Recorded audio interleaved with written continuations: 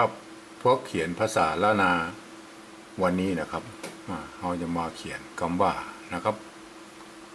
ขว้างไกลๆอย่ามาใกล้ที่นี่นะครับก่อนอื่นที่ท่านจะเขียน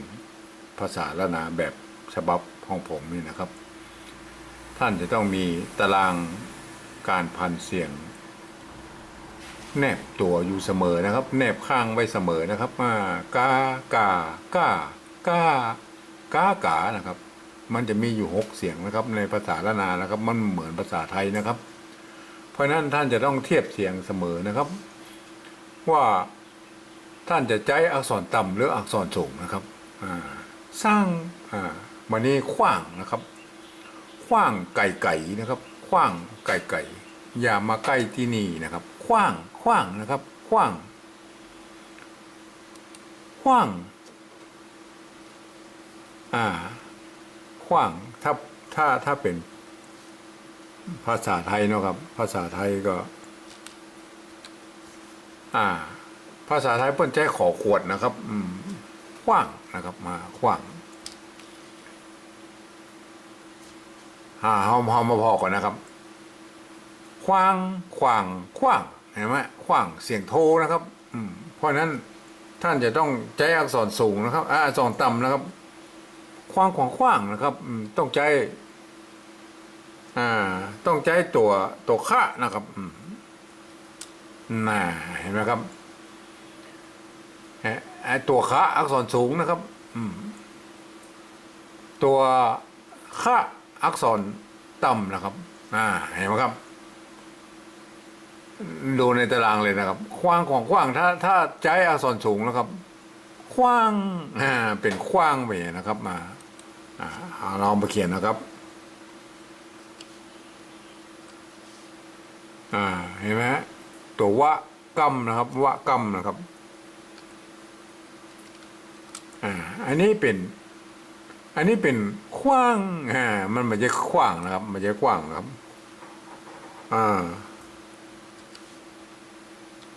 ต้องใจตัวค่านะครับเห็นไหมฮะเสียงโทนะครับเสียงโทนะครับได้แล้วไหมได้ขว้างนะครับอันนี้ขว้างนะครับเสียงโทนะครับอันตัวหน้านะครับใจตัวคะขว้างนะครับขว้างนะครับขว้างอันนี้ขว้างนะครับขว้างไก่นะครับได้แล้วนะขว้างนะครับขว้างไก่นะครับไก่นะครับไก่นะครับไม้ไก่นะครับไก่นะครับไก่แบบนี้ก็ไก่แล้วนะครับไก่แบบนี้ก็ไก่แล้วนะครับไก่เอาละกำนะครับเอาละกำนะครับอย่างนี้ก็ไก่นะครับไก่นะครับนี่แล้วครับ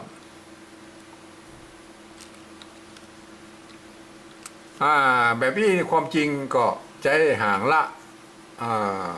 ม้วนอย่างนี้มันก็บรรทุกนั่งนะครับเพราะว่ามันจะเป็นตัวสะกดไปนะครับแต่พบอยู่เสมอนะครับในโบราณพวกก็เขียนอย่างนี้นะครับเพราะนั้นก็เป็นลูกเล่นของเพื่อนนะครับมันก็3ตัวนี่จะเขียนแบบใดก็ได้นะครับตัวนี้ออกไปก่อนนะครับขว้างไก่นะครับ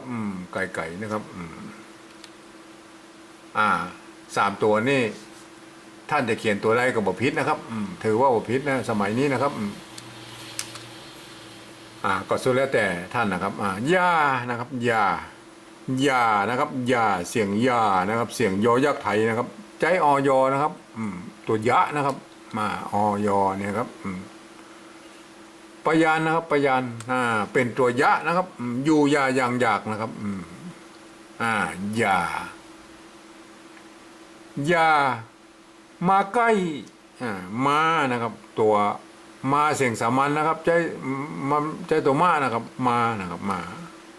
ตัวที่มันมีปัญหาก็ผ่านไปเรื่อยๆครับ อย่ามาใกล้นะครับอย่ามาใกล้นะครับใกล้ใกล้นะครับมาใกล้ใกล้ใกล้ใกล้เสียงโทนะครับใช้ตัวกะนะครับมาเสียงโทพิเศษนะครับมาใกล้ท่านจะเขียนอย่างนี้ก็ได้นะครับใกล้นะครับหรืออย่างนี้ก็ได้นะครับมาหรือ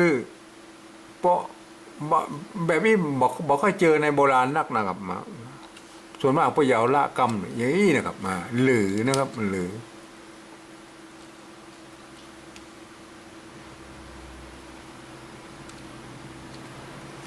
อย่างนี้นะครับมาหรือเป็นห่างอย่างนี้นะครับอย่ามาใกล้นะครับอย่ามาใกล้นะครับอัน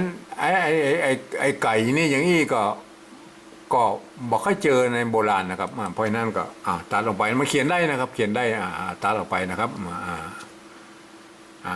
คือสองแบบพอแล้วครับคือสองแบบพอครับอย่ามาใกล้ตี้นะครับตี้นะครับเสียงโทนะครับเสียงโซใจตัวตะนะครับตี้นะครับตี้ว่าตี้นี่นี่นะครับอันนี้มันนี่นะครับนี่ไทยนะครับนี่ไทยนะครับนี่เสียงโทนะครับนี่นี่ใจตัวนะนะครับนี่นะครับ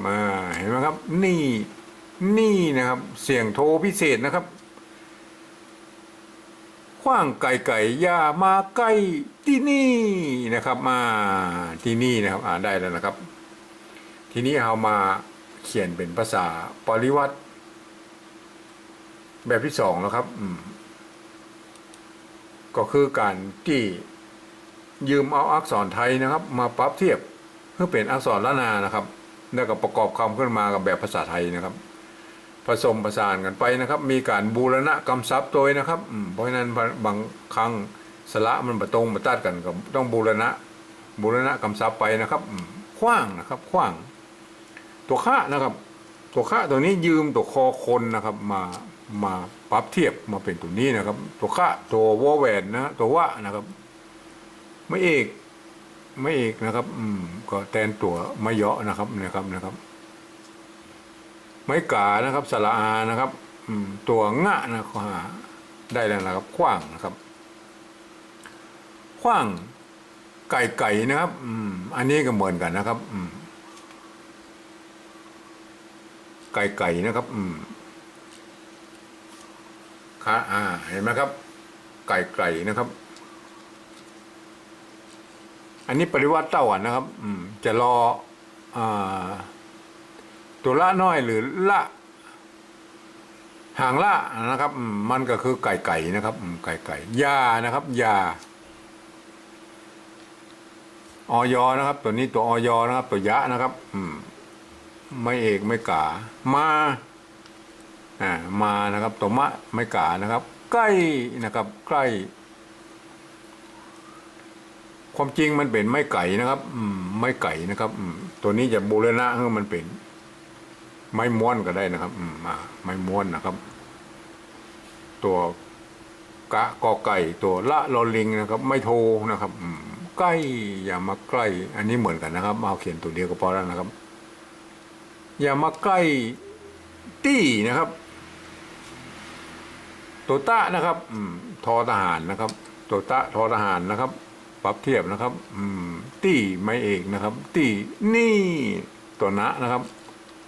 ตัวนะกับหอนอนะครับไม่กี่นะครับสระอีนะครับไม่โทนะครับได้แล้วนะครับ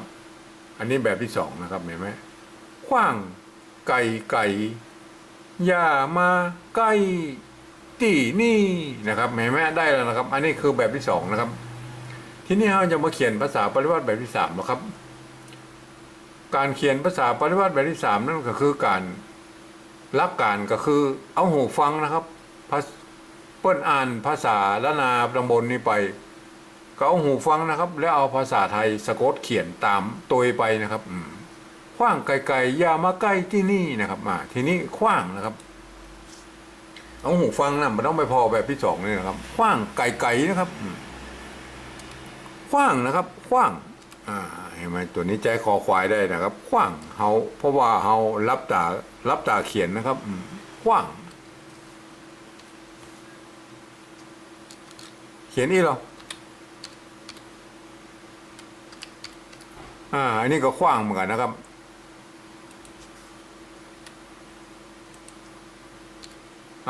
อันนี้ก็ขว้างนะครับขว้างอันนี้ภาษาไทยนะครับอนุโลมได้นะครับพายจะเขียนนี่ก็ขว้างได้นะครับอันนี้ก็ขว้างนะแม่เท่ากันนะครับ เพราะว่ามันเป็นภาษาไทยอ่านนะครับ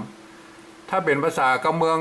มันจะขว้างนะครับที่นี่ถ้าเฮาอยากบอกอย่างนั้นมันผสมปนเปกันเฮาก็ไม่ต้องไปเขียนตัวขอไข่นี่นะครับเอาเป็นแบบเมืองนะครับแบบเมืองก็ขว้างนะครับขว้างอย่างนี้นะครับขว้างไก่นะครับจะเอาแบบนี้กันได้นะครับไก่นะครับเห็นไหมหรือเอาละกัมนะครับก็สุดแล้วแต่นะจะเขียนอย่างไรก็ได้นะครับสองตัวนี่นะครับขว้างไก่นะครับหรือไอ้ไก่อย่างนี้มันคือหลักการคือในภาษาปริวัติแบบที่3นะคือตัวละลอลิงนะตัวลอลิงตัวลอเรือเอามากั้มนี่บ่อ่านออกเสียงนะครับบ้านออกเสียงก็คือมันงามบ่ได้นะครับไก่นะครับท่านอย่าเขียนแบบอี้ก็ได้นะครับหรือแบบอี้ก็ได้อย่า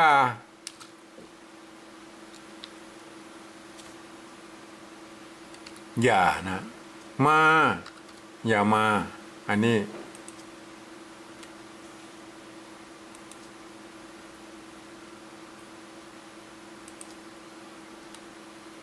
อย่ามาใกล้นะครับใกล้ทีนี้มีปัญหาแล้วตัวนี้นะครับเขียนเท่าอี้แล้วครับอันนี้ถ้าเราจะเขียนจะเขียนอี้ก็ได้นะครับใกล้นะใกล้แต่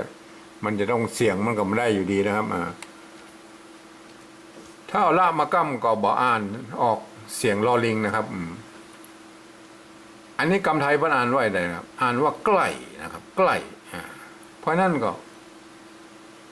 มันใกล้นะครับมันเสียงโทพิเศษนะครับเพราะนั้นตามแบบฉบับของผมก็คือเอาจุดประดับไว้นะครับอย่างนี้นะครับใกล้นะครับขว้างไก่อย่ามาใกล้ตี้นะครับอันนี้ได้แล้วนะเสียงโทพิเศษนะครับใกล้นะอ่านบ่ออกลั่นลิ้นลอลิงนะครับตี้นะครับตี้นะครับตี้ต้องใจตัวเต่านะครับตีใส่ไม่เอกตีใส่ไม่โทตี้นะครับตี้นะครับตี้นี่เสียงโทพิเศษนะครับแล้วโทพิเศษแล้วอันนี้ภาษาไทยบ้านเนี่ยอ่านนี่นะครับนี่นะครับในภาษาละนามออกเสียงนี่เสียงโทพิเศษนะครับตี้นี่นะครับเพราะนั้นก็ใส่จุดประดับไว้เห็นไหมได้แล้วนะครับขว้างไก่อย่ามาใกล้ตี้นี่เห็นไหมครับวันนี้ก็มีเต้าอี้นะครับ